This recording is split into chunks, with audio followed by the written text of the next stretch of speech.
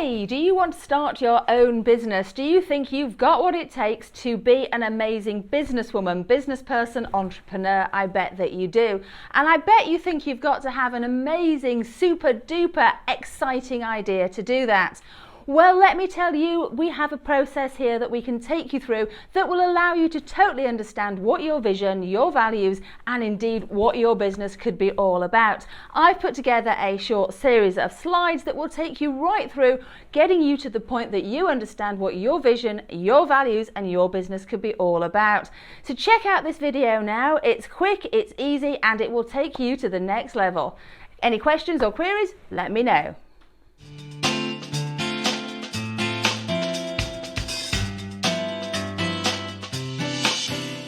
Hi there. Okay, so today I want to find with you your vision and your purpose. Yes, it sounds very grand. This is all about starting your new business, what it is you're going to be doing, what's your passion, what drives you. Now, before we get into this, a couple of things I want to head off at the pass. First and foremost, you don't need to have a grand idea, a huge idea in order to start a business. Often it is better to have something that you love and something that can be improved upon that's already out there, putting your own flavour, your own quirk onto it, than it is to start a whole new market sector or develop a whole new product. So unless you are a technological genius along the lines of Bill Gates or Steve Jobs, creating something completely new and different is probably not the way to go. That said, if you've got a grand idea, go you.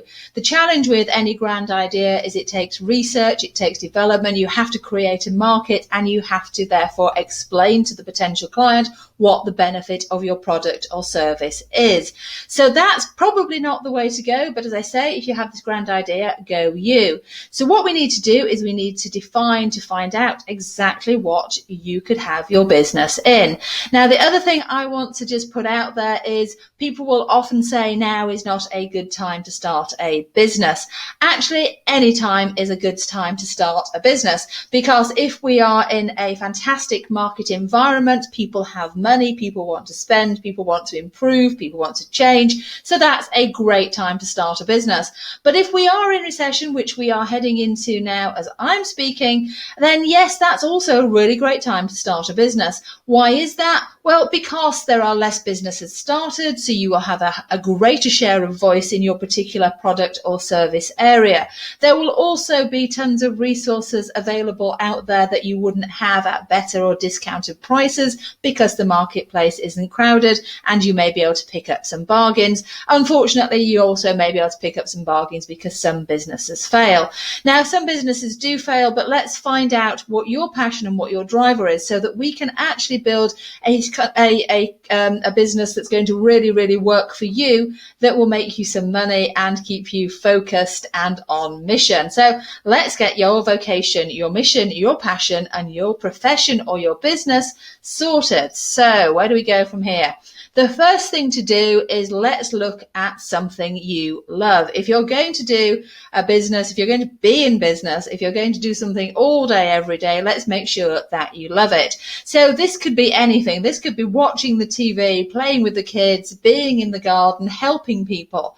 So it doesn't really matter. At this point, don't hone yourself down to just something you want to do in business. So I suggest you spend 5-10 minutes alone with a pen and paper and just make a list, just 5 or 10 things even, of things you truly, truly love. Don't limit them just to what you think your business should be. Just put on that bit of paper everything you love. You really, really love it. It grooves your truffles, to use an expression of mine. So absolutely make sure that you make a list of things you love. And if you don't, if it's more than 5 or 10, go for it. Just put 20 on there. Just keep going till you run out of things that you love. So that's a great starting point. Suddenly we understand what it is we actually like to do. So that will make life a bit easier in the first place. The next thing I want you to make a list about is things you are great at. Now, what you love and what you are great at tend to be the same thing, but that's not always strictly true. I love baking cakes. I'm terrible at it. They get burnt around the edges. There's a soggy bit in the middle that I have to fill with cream. Obviously, it's not my fault. It's the oven that I'm using. But, something you love and something you're great at Oftentimes they are the same things, but not always. So again, make a list of things that you are truly great at. And this might be somewhere that you can ask family and friends for input. What do they think you are great at? What are your skills, etc. It also might be that this is the area where you can bring in some of the skills you've got from work. You may be great on social media. You might be a fantastic marketeer or a wonderful accountant. So don't limit this to skills that you think you've developed at home. Bring in some of those business skills and get some external advice and input as to what you might actually be great at. So what does that leave us with? Well, if you love it and you're great at it, guess what? That's your passion. So we have now defined, or we hopefully have defined, what it is that you are truly passionate about, something that you can do and something you love. And that's fantastic. And I'm so lucky because I work with my passion every day. I love working with you guys. So that's the first thing. Get your passion sorted. So what's next? All right. Well, does the world need it? Bit of a grand title, but in terms of we're building our business here, or we're looking at our next career move or whatever is important to you, I suppose we could rephrase that to, is there a market for it? Because if there isn't a market for it, it doesn't actually matter how fantastic you are at it or whether you love it or not or what, etc. So let's look at, is there a market? Does the world need your product or service, or does your career is there a market for you in the career to take your career to the next level? Whatever it is for you, what's out there, is it needed? So again, taking the silly accountant example, you're the world's greatest accountant, you're great with numbers, you absolutely love it, and you want to make a career change. Then you're going to need to check the marketplace, see what's out there simply to take your career to the next level. Now, whatever it is you're doing, whether you are indeed baking fantastic cakes, or whether you're running your own fantastic gardening business, or you have a great quilting business, it doesn't really matter as long as the world needs it. So you're going to need to spend a little bit of time doing some research. Now, most businesses are not geographic anymore. There are some. You may well have a fantastic shoe design business that you sell locally and then put them on the internet. But most businesses now are sort of virtual as well as potentially having a fixed location. So you need to do some studying. You need to look at what the marketplace for your particular product or service or niche is actually going to be. So chambers of commerce, government sites, where you can get help and advice are always good places to go. Don't skimp on this little bit. Just because you love it doesn't mean there's a market. So let's absolutely make sure that there is a need for your product and service. So, look at local resources, look at other people in your market space, see what the competition is going to be like. But let's find out if the world needs it. Now, if the world needs it, guess what? We have found your mission. Now, your mission could be to bake the world's best vegan cakes. And it could be that you want to share that success when you get it with other people. So if we can find something that there is a marketplace for that you love and you're great at, that is your mission. You need to take it to the world because the world needs it.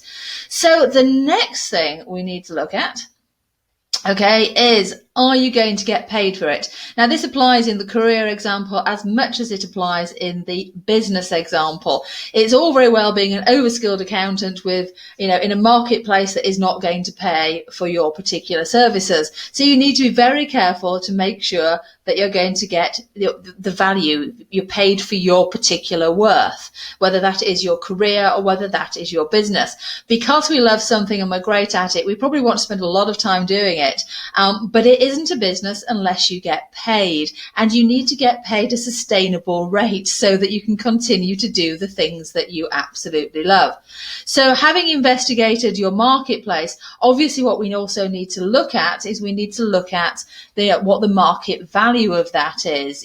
Can you sell these products and services, for a reasonable fee? And when we have found that out, we found the marketplace and we can get paid, well, that's your vocation. So pulling those three together, the passion, the mission, the vocation, it could be that you want to bake amazing vegan cakes, or you're a great cake sculptor with great ideas and in terms of toppings of how things look, which obviously I don't. You've got your passion. Your mission is to get that cake cake out in the world because you've got the fantastic skills, you've got these amazing flavors, etc. And your vacation means that you can get paid for it, because the world needs it and there's some money out there to buy those. It could be, for example, that your mission is actually to help somebody else through your amazing cakes, and that you will give a percentage of whatever you make to charity, or you donate cakes so that charities can do bake sales and make some money. So it's becoming a lovely virtuous circle here. So once we've established that we can get paid for something that we love, we found your profession or your business. And that's what we're all about here. So this is where all of these, I love a Venn diagram, don't you? This is where everything intersects. If we can truly find something you are passionate about, if we can find a mission, something that you can aim towards and your vocation, then absolutely we have found your profession or your business. So where all of these circles intersect, that little blue bit in the middle is actually your purpose and your business. So it's worthwhile investing some time in just looking at these 4 circles. Make a list of things that you love. Make a list of things you are great at, using other people's advice and help. Check out your marketplace and check out that you can get paid a reasonable fee for doing it.